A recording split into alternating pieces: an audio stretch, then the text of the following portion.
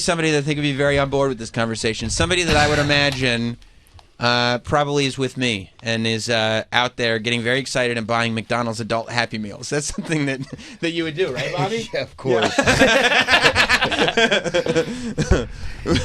You must have gotten into nutrition pretty early on because, like, you were in ridiculous shape in your 20s. And then just stayed there, which doesn't happen, right? A lot of it's genetics. I gotta say it's genetics. It can't. I'm not. The amount of calories you must be eating is not just. I have no clue. You don't keep track. I don't do any of it. No nutritionist or anything like that. We have so many guys that they're on macros. They're counting their macros and doing intermittent fasting and all this other stuff. I'm eating cookies and cheeseburgers. And really? People must hate you for that. Yeah. Wow. And it's always been that way. Nah. You know what? I eat healthy.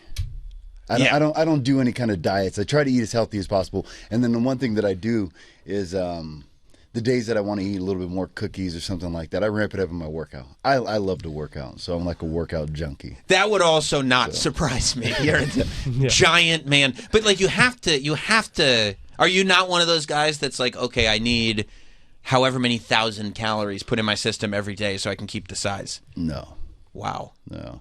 Because, I have kids. When I go home, I'm running around, and there's times where I eat breakfast, and then my next meal isn't until dinner. Really? And I tell some of the guys that I work with, and they're like, what? You don't eat every 2 hours on the spot? You got a little timer and all this, and like food care.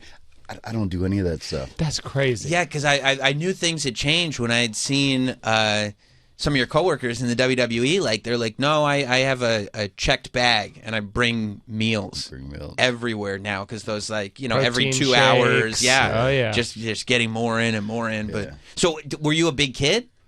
No, I was tiny.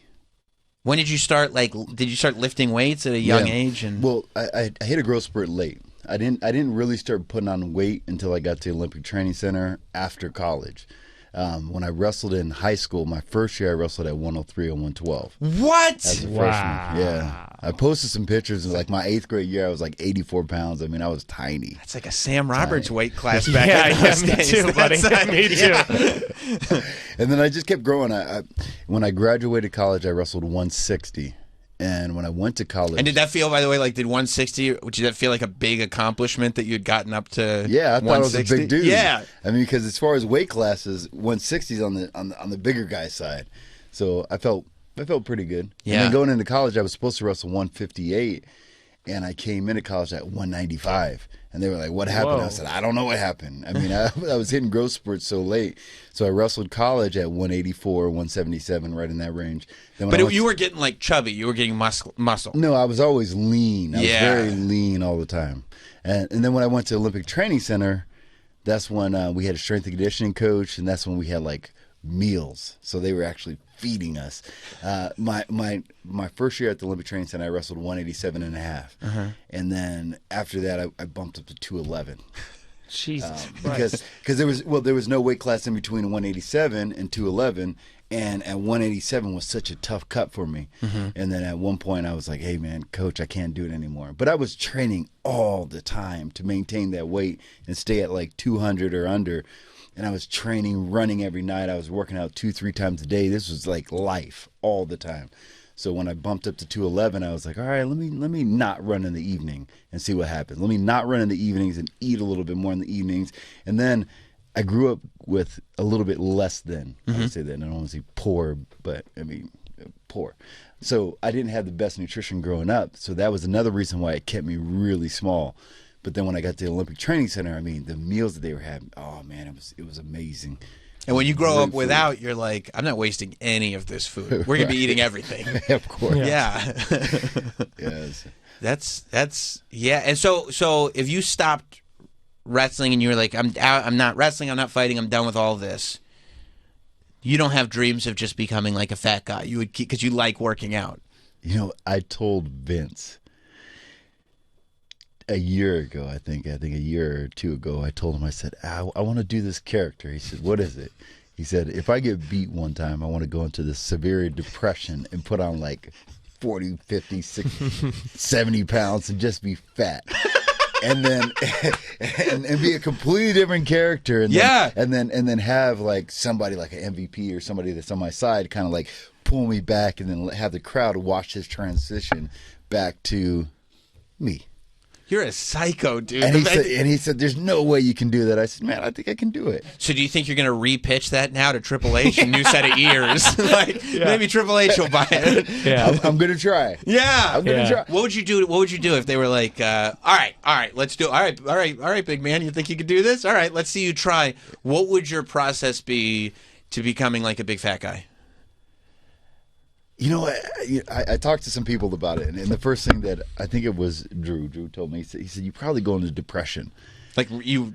I think I would a little bit. Yeah. And it's not because of the eating part, it's because of the working out. Like, I work out. Like, that's my therapy. That's my everything. Like, I work out a couple times a day just to, like, in the morning I wake up and I do cardio, and I listen to, like, motivational stuff and just, like, stuff to get me going. And then... Who do you listen to? There's a bunch of different people. I like Les Brown. I do so Les Brown, and then I just do whatever comes on. I mean, some unpopular ones, some popular ones. I do sometimes Joel Osteen. I mean, it just depends on what's there. I always have something that comes up on my YouTube feed is here's the next motivational stuff. Gotcha. I mean, Joe Rogan, he has some stuff, and they have a compilation of a whole bunch of different people that come on and just do a little bit of stuff. Denzel Washington, Les Brown, Tony Robbins, all these different people come. So I just listen to that just to get a different point of view. Some stuff I listen to is just to learn something. I've been doing a lot of stock stuff, and I just do that as my therapy in the morning. Yeah. And so you'd have to stop listening to motivational speakers. You'd have to stop your workouts, and you just have to, like, eat like breads, snacks, sugar. I mean, that part would be fun. Yeah. I once, like just walking around with loaves of bread. Yeah. I had Sami Zayn at one of our shows. We were catering, and he just turns to me. He's like, "I love bread," and he was so intense with his love for bread. And I was like, "All right, Cool, dude." But I think if I did that, I think that it would go different. I think for me, I would just get skinny. I would be skinny fat, as opposed to just plump fat. Right. I think I'd be skinny fat. Yeah. But either way, it would be a fun transition back. I know I can get back there. Yeah, you'd be like the De Niro of wrestling at that point, or Christian Bale, where you're just doing these extreme, like, this is how dedicated I am to the craft. Did it take you, like, when did you really develop this level of sort of appreciation for the art of professional wrestling and figuring out, like, character work and stuff like that? Because I'm sure at first it wasn't just natural, right? No, at first it was just, you're big, slam people. Right. I did that for a while. So when I first came in, it was a lot of that. I mean, I didn't really know the business side of it. I didn't know that part. I just knew intense slam, punch, slam, kick. There was nothing else. But then after I left, I did some independent work. I went and worked some different styles. Inoki, rest his soul. I worked for him a little bit, and it was different style. So it was putting together different matchups in a different way. And then when I started doing some stuff with Impact, that's when I started really kind of like coming into this heel character. And then I started really understanding the business in a different way. And then when I came back, it was like the first business that I was in when I first came into WWE is completely different than when I came in the second time. I mean, the different rosters, different style of wrestling, different everything. So it was different. So I started really kind of like playing with characters and playing with different things. That's when the Hurt Business came along. Different things like that. So I started playing with some different ideals. Do you like it when, like, you start having to be involved in ridiculous things, that it's not just like big badass Bobby Lashley is going to slam people, but it's like, yeah, we're going to throw you in this insane ridiculous wedding angle, or we're going to, like, you're going to have to be a part of this nonsense, It's growth. You like that? Humility is a very it's a real thing. Humility. I gotta imagine being like a heel must be one of the most fun thing, because it's like, as a comedian, it's like the goal is to get like laughs, but to be able to have an arena full of people like booing and hissing you, and that means that that you're doing a great job. And I truly feel like a lot of wrestling fans don't Like I was a huge wrestling fan as a kid. And I remember seeing like Owen Hart live, and he was like such, he had his like slammies and everything, and he would like literally just be taunting while he was waiting it was like a tag team match. I remember so clearly him being like like evil cackling, and I remember being like, I fucking hate that guy, and like I didn't even realize like what he was. It was like perfect. He was just trolling. It was like it's the perfect thing, and it elicits such a response where you're like, I'm gonna kill that guy if I get my hands on him. Yeah, it must be very fun. It is. But you know what? It's the easy way. Being a heel is easy. All you gotta do is get on the microphone. You guys suck. Boo. Yeah. You guys are fat, lazy people. Boo. That's easy. Sure. To get people to get behind you is a little bit harder. Because sometimes when you try to get them to get behind you, they actually turn on you and they force you into a heel role. Yeah, because you can't be... I mean, it's almost like dating, right? You can't be... Like, when somebody's too needy. Yeah. Right? Like, oh, you're so great, you're so... It's like, enough. Don't like you. Yeah. And also, like, for somebody like you... that's in like crazy shape, and you're like, I don't know, I'm just lucky. It's just genetics. It's like it's not for all us like black t-shirt, skinny fat wrestling fans that are sitting there going like, this is our dream, but none of us have the physical capability to do it. It's not the most relatable place. Damn. All right, let me change that. What I said first. I work out all day, and I diet, and I macro, and I do all this other stuff. It's hard work. It's not fun. It's not fun. I mean, I love it either way. I love being a heel and playing that character, because when we had the opportunity to do that, I loved it. And like you said before, when I first came back, I was trying to think of like the old times. So I was like, okay, I'm a single father. I put myself through all this. I just got finished fighting for the past 8 years. Did really well. Traveled all over doing that. Put myself through college. I'm in the Hall of Fame, and I'm trying to throw all these out. You guys gotta like me because of all the things that I've done. And the crowd, I kind of saw that they were kind of like moving this kind of other direction. They were like, we don't like you, because if you think about it, look at somebody like Austin Theory. Right. They should love him. Right. The kid's 24 years old, looks like $1 million. He can wrestle his ass off. He can talk. He can do everything. Yeah, but here's the problem. I'm 39 years old, and he's better than me at everything. That guy sucks. Like, I'm not interested in that. Like, the last thing I want to see is some kid that's great. That's right. You should appreciate greatness, right? But like, it's great at everything. Yeah, you want like the Mick Foley type, right? Who's like love Slavish. He's like, there's nothing uniquely good about it besides the fact that he just keeps getting up. Right, that's what I would have to do. The everyman. Yeah, the everyman. Everyman. Yeah. That's the baby face. Or you just turn into somebody who's like such a badass, which I think is what happened to you. Yeah.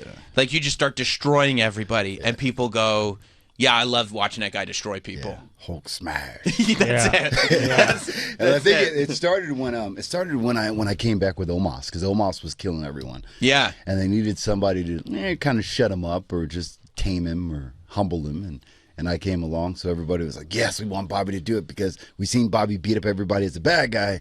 Now let's see him beat up everybody as a good guy.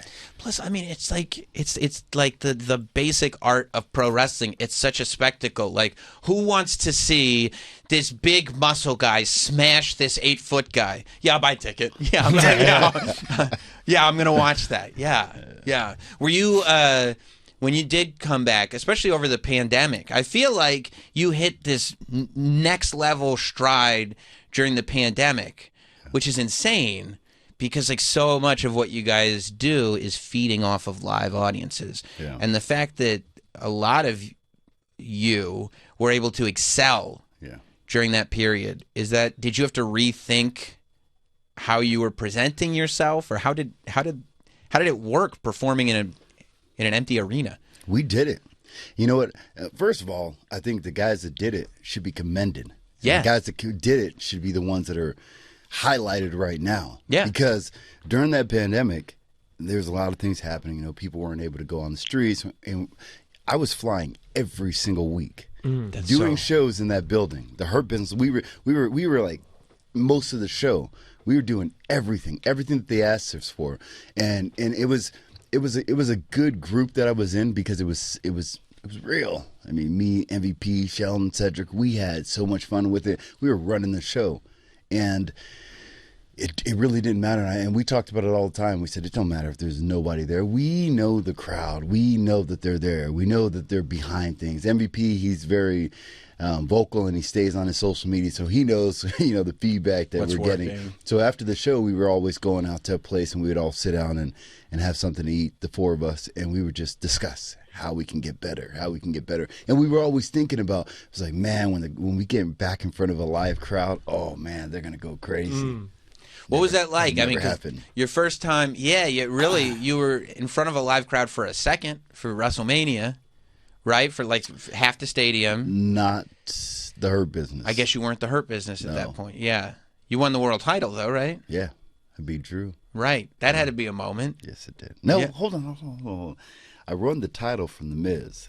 I retained it against Drew. Against Drew, right. Everybody was like, oh, this is going to be Drew's big comeback moment. And you were like, nah. He ran into the Almighty. That's what it was. Yeah.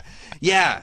I mean, do you take is there a pride in the fact that you're like, when you come out of that, right, and you're back, all of you are back in front of audiences, do you kind of know, like, okay, now I really know, no matter what gets thrown at us, we're going to be able to excel? Yeah. We haven't had that opportunity, not with the Her Business. Right. But, afterwards it was kind of like, hey, remember us? Remember us that was doing all the work? Interesting. Remember us that was flying every week when some people were not even showing up? Yeah.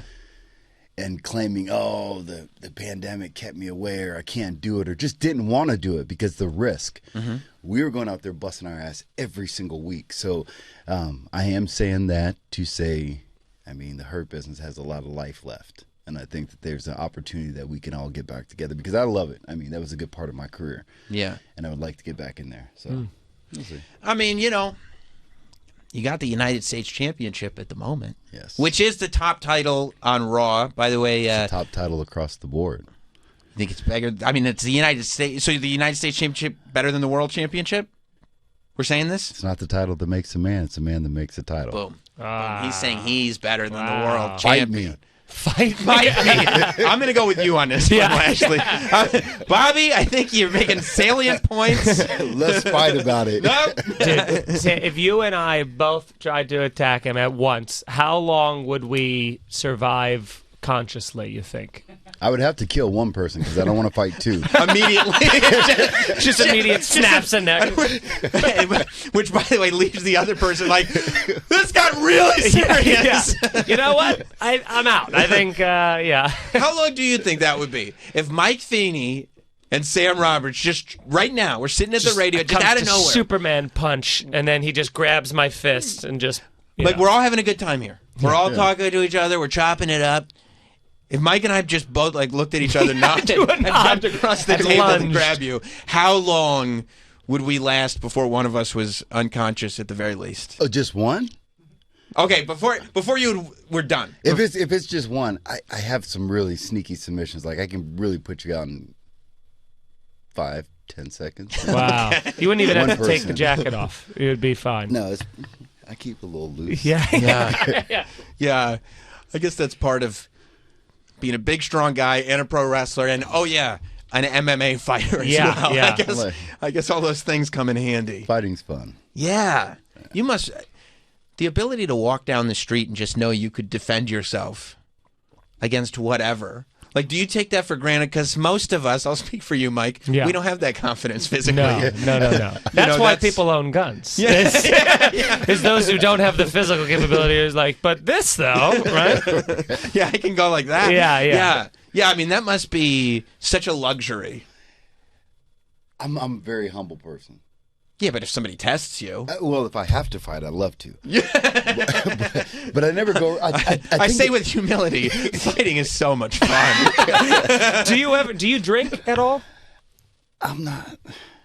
Like, once in a blue moon. Because that's where I feel like the most if you're your size and you're at a bar, that's like where it just takes that one drunk guy to be like, "What?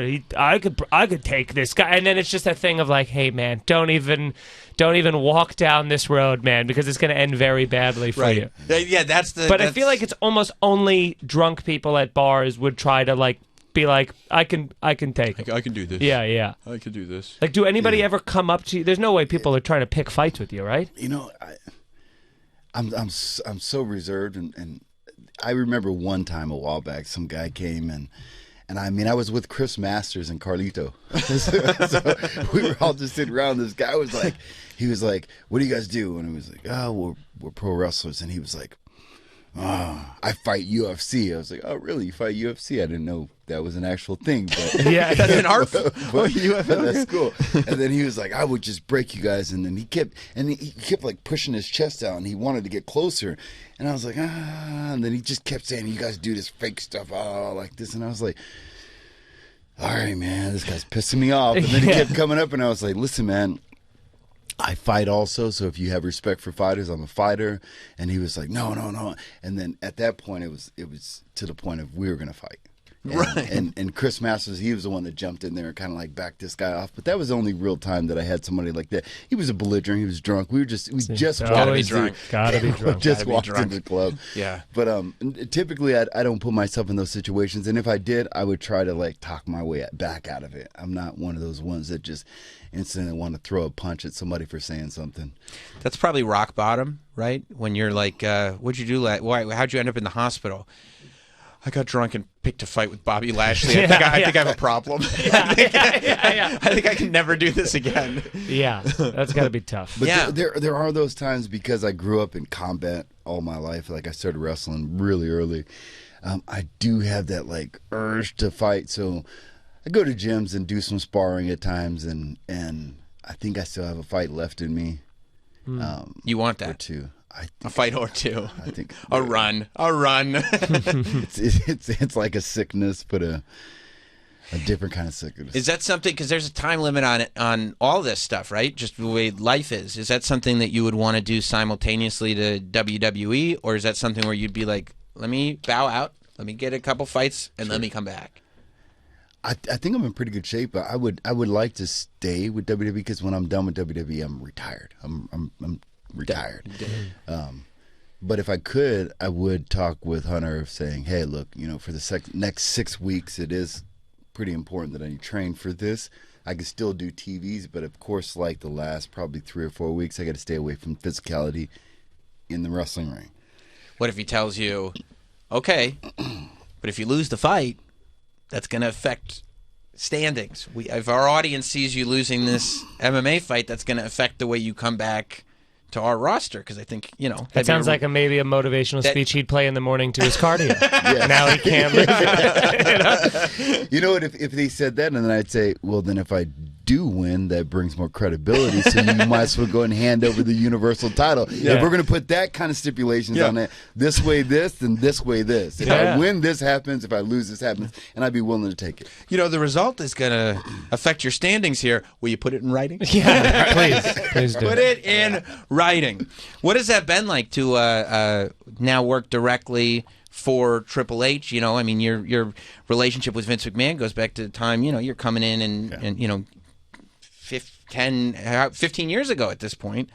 And he saw something in you as a young man, and also seeing you come back again with Vince and watching your character blow up yet again. I'm sure that there was a closeness there. It couldn't have been easy to then turn around and be like, okay, now this is the guy you're working for. Yeah. I mean, it is a little different because I haven't worked with Triple H as much. But I like the ideas that he has. He has a lot of good ideas, and he's throwing some stuff out there. And he's always somebody easy to talk to. Hopefully, the relationship stays good. You don't know when somebody else comes in. He has his people that he's been working with, and those people have been highlighted on the show, as you can see coming forward. But I think he knows it, and I gotta believe Vince is behind something.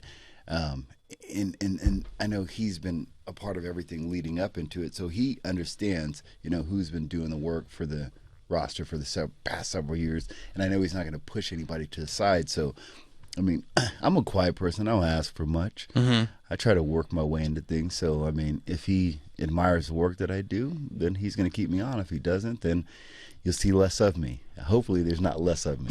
Yeah, let the work speak for itself. Well, yeah, I mean, you've been in some banger matches lately. It's almost like, okay, we're going to give you a multi-segment match with some extremely athletic people. Let's see what you could do. And you go, all right. Yeah. Sounds good. I can work with anyone. Sounds good. Yeah.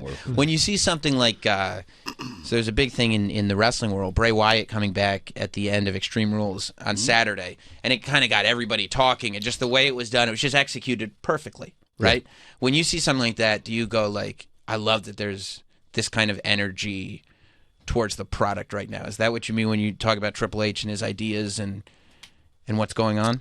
I think he's more open to hearing with some of us some different ideas, but like I said, it's you have to have that reach, you have to have that connection with him in order to do that. Some of the people already do, so they've been really getting some of the things that they like kind of pushed along a little bit more. I think it's just, I haven't had the opportunity to really sit down with him and really discuss where we're going forward, and I think that's a discussion we're having today or soon, but he just got into the position, so everybody's flooding into his office, and a lot of good ideas are coming. But it's coming from the guys. I think it's coming from a lot from the guys, like the Judgment Day. They've been really coming together. They've been really doing some big things. They have some great storylines, and I know that Finn has a lot to do with that because he has a lot of great ideas. So with Edge came in, and Edge is doing his thing. Bray, some of those guys are really close and worked with him before, whether it was NXT or before, so he has that good relationship with some of those guys. So I think you're going to see a lot more surprises like that coming forward, and I think that's what he wants to do. He wants that shock factor. He wants that unpredictable show, and right now that's what we've been doing, so it's kind of fun. I've been having some big matches, a match with Seth, and then again with Seth again, Austin Theory, and some of those guys. I mean, I think everything's going good in the right direction. Yeah. Are you gonna, when you have your meeting, are you gonna walk in with that hat on that says "GOAT" on it, just so subliminally he's like, okay, we're in GOAT territory now. Like, oh, we got one of the greatest of all time sitting here. This is what we're talking about. Yeah. We got this GOAT conversation to have right now. Forgive me because I didn't know a lot about your past, but it says that you were caught in a bank robbery. Is that a very well known? I'm sure that story's been told a million times, but that seems like a pretty crazy life event to have happened. Yeah, it was just my transition from amateur wrestling to pro wrestling. I got found, and there was supposed to be some time before making that move into professional wrestling, and during that time when I was still training, getting ready for the Olympics, I was in a bank. Guys came in shooting up. I took a dive down to the ground, split my knee open, and that ended my amateur wrestling career. Oh wow! But while I had a couple surgeries in there, Gerald Briscoe had called me up during that time when I'm sitting with a leg brace on, and he was like, "Hey, I know that you said that you wanted to wait until after the Olympics to talk to us, but we'd like for you to come a little bit sooner." Didn't tell him about the leg brace, and I just came in. So you've always been smart. Yeah, yeah. I don't think I should tell him about this surgery that I just had, and so I trained and rehabbed for a little while, and they came on. So it was like one door closed and another door open. I wrestled for 20 years leading up into that. So, of course, my main goal was to make it to the Olympics and be an Olympic champion.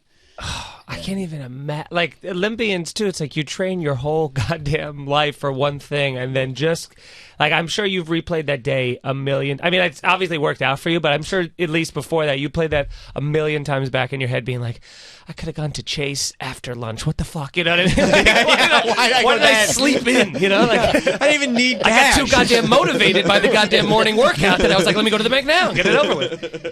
And it's funny when you say that. I was personal training that morning too, and my client didn't show up, and that's why I went to the damn bank. So it's their fault. I would have held so much resentment for that person. Like, if you didn't fucking, I got into a car accident once, and it was because I was in high school and I cut practice. I was doing like track, and I was like, I'm not going to track, fuck that. And then I got in a car accident on the way home, and I was like, it's bullshit, man. If they just would have made me go to practice, and if there was accountability here, I wouldn't have fucking done this. You let me leave, man. Yeah. You saw me driving away, dude. You let me go. Yeah. At one point, is it true that you were trying to figure out a way to get a bare knuckle fight going with Mike Tyson? That's crazy. Is that a true thing? I just saw him post something on Instagram. Yeah. And I was just talking about this, and I was like, you don't know about this. You want to fight Mike? Man, you want to fight Mike Tyson? It's not. It's not the way that. Of course, when I said that, some some people reported, oh, Bobby's challenging Mike Tyson. It's not that. When you get in the sport of combat, it's not so much testing yourself. It's having the ability to be and challenge yourself against some of the greats. So, Sure. I mean, some people look at it as like, oh, Mike Tyson's a bruiser, and you want to get knocked out by Mike Tyson. It's like, I mean, I would say full on breaker. I don't know if it's bruiser. You'd be lucky to get out with bruiser. Yeah. I just look, and this is now, right? He's still got it. He just posted this, and I was like, why is he doing that? yeah. I'd be terrified to be a sparring partner. Just if he misses with one punch. Look at the hamstrings on him still. He is. Oof. But isn't that incredible? I mean, you got to give it to Logan Paul and Jake Paul, what they did. Everybody's like, oh, there's YouTubers that are going out there doing this stuff and they're going to get killed by these fighters. Oh, man. Logan Paul had an opportunity to be in the ring with the greatest, Floyd Mayweather. It's incredible. To be able to get in there and just say that you did it, it's amazing. I mean, of course you can run the risk of getting knocked out. You get knocked out, smelling salt, wake back up. There's another day. Yeah. A couple years off the life. What is it? You wake up, your jaw's in 3 pieces. Yeah. Big deal. You go right to the check cashing place and you settle on your millions. You roll down there in a wheelchair. Yeah. But I mean, it's different though. Tyson is a different fight though, because it's like, at least with Mayweather, it's defense. You're never touching him. But I mean, Tyson is just like, it's like letting a Rottweiler off his fucking leash. Yeah. I'm on this medication to keep me from killing y'all. Yeah. Like, no. Can you imagine if he didn't find like mushrooms and pot after his fighting career? God. Like, it would be bad. Yeah, and he's such a charming guy now too. Yeah. But you want the monster to come back. You want to unleash the beast to get Tyson in there. It is what it is. I mean, if you want to get tested, in life, we got to test ourselves in different things. Yeah. You got to jump into different things. Just say, tell with it. I'll do it, and I have, and I've always been that way. If a challenge comes around that makes sense, I'm into it. Right. And I mean, yeah. And it's one thing. That's just sparring. He's a sparring partner showing his. That was Okay, he's a bruiser in sparring. Yeah. And it's one thing to have gloves, but bare knuckle fighting. Wait a minute. The only reason I said the bare knuckles one, it was because the promoter was a bare knuckles promoter. I don't think it was going to be a bare knuckles fight. Gotcha. It was going to be a boxing fight. Gotcha. Yeah. But you would do bare knuckles if that was the option? I mean, he loves a challenge. I got kids. I got kids to feed. Yes. Let's talk about money. Let's go backwards. Let's not talk about what I will do. Let's talk about how much I will do it for. Let's go that way. Let's move backwards. Oh, there we go. So let's say $10 million. Would you do this? Yeah. Because I guess, do you have an age in mind?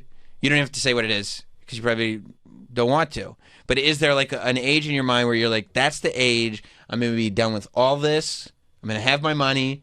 It's going to be over. That's it. When I hit 40. Yeah. Okay.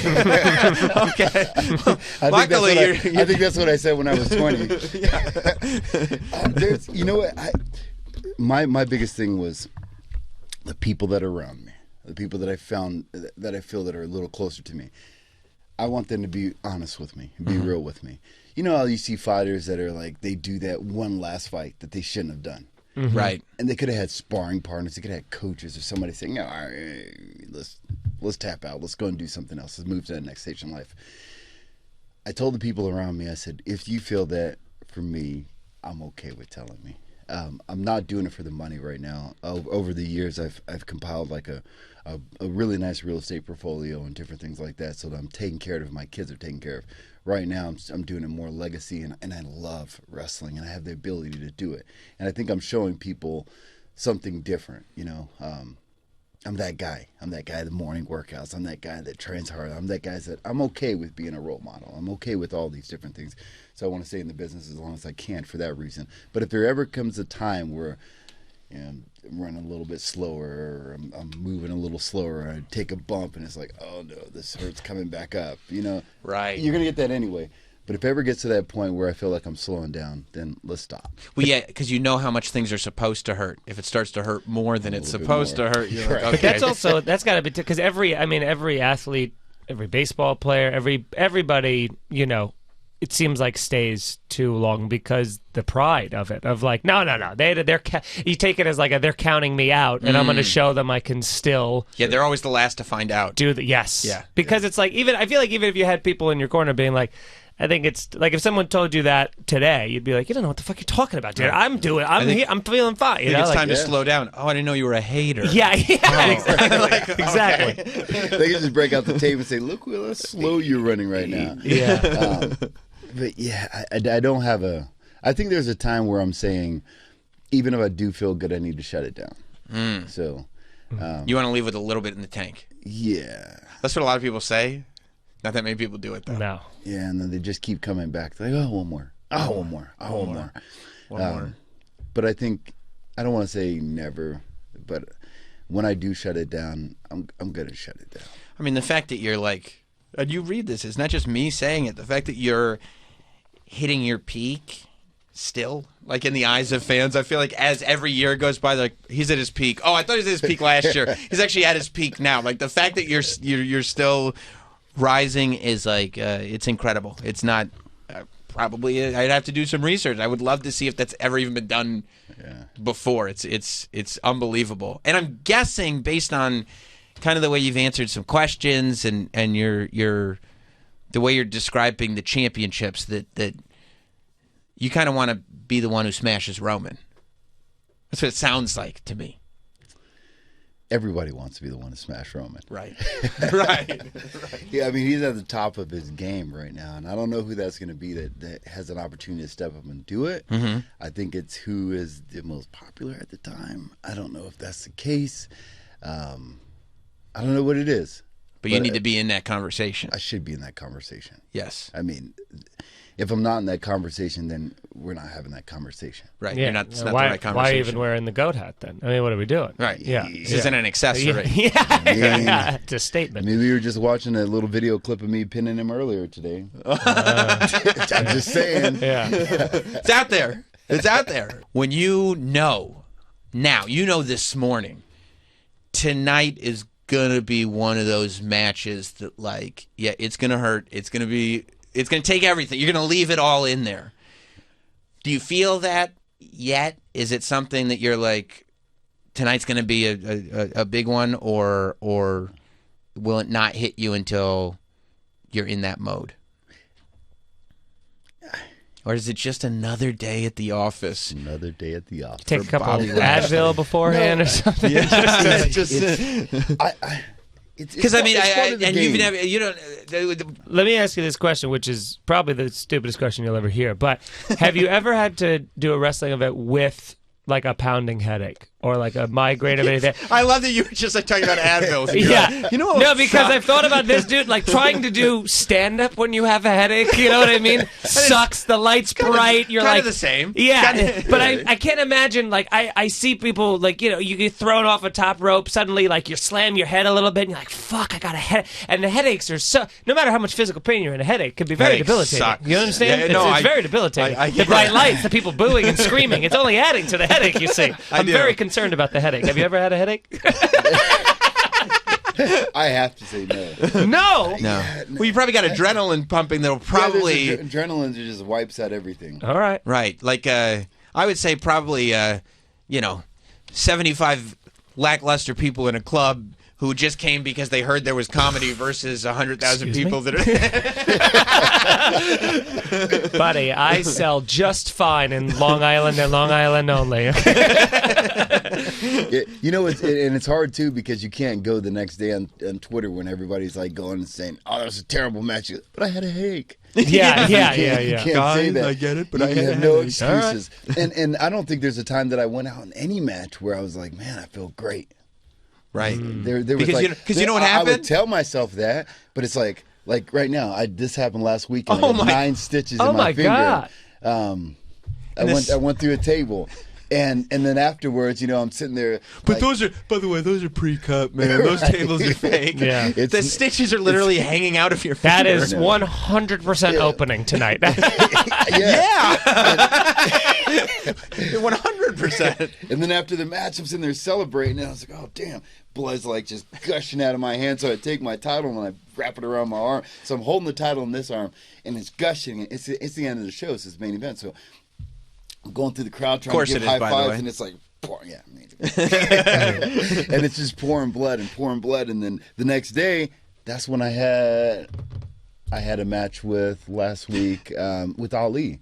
Right. 2-seg match. Oh my God. The day after this happened. So it's like, normally some people will say, oh, I can't wrestle. I mean, it hurt like hell. And it's cut all the way across. It's right at the joint. Stitches are popping out and everything like that. So, and you're flying all over the place. It's a 20-minute match. You're flying all over the place. So I told the trainer, I was like, just wrap it up. He was like, can you do it? He's sitting there trying to figure out a way that he can tell the office that I can't wrestle. Yeah. And I was like, there ain't no way I'm doing that. Right. That goes back to me saying, if you can't wrestle. Yeah, just tell me. That's what I'm talking about. Maybe Bobby's too old, needs to retire. Right. And I was like, no. Stitch me up and get the hell out of my way. way. Tape it up, I'm ready to go. Yeah. Isn't it wild, too, that, like, you would think if you're gushing blood, just show it and be like, look, everybody, look how hard. But because everybody's there to have a good time, like, there's this very real, like, my hand is falling off my wrist. And you're like, let me just hide this so I can say hello to all the kids. Yeah. Wild. That's our sport. It's a wild thing. I love it. Yeah. You know that. I put a theory through a table, and the table, like, explodes. And when the table explodes, it, like, sliced my hand. And as soon as I went to pin him, I was like, something doesn't feel right. Then I looked up, and the inside of my hand is exposed. Damn. Yeah, and that's just, by the way, that injury, like, in 2 weeks, when you go, like, what are some of the injuries you've had in wrestling? You won't remember that it even happened. That was whatever. Yeah. That was Sunday. I wrestled half a year last year with a torn rotator cuff. What? How do you pick 75% tear in my rotator? You can't pick people up like that, can you? Sure you can. No. Through a tremendous amount of pain.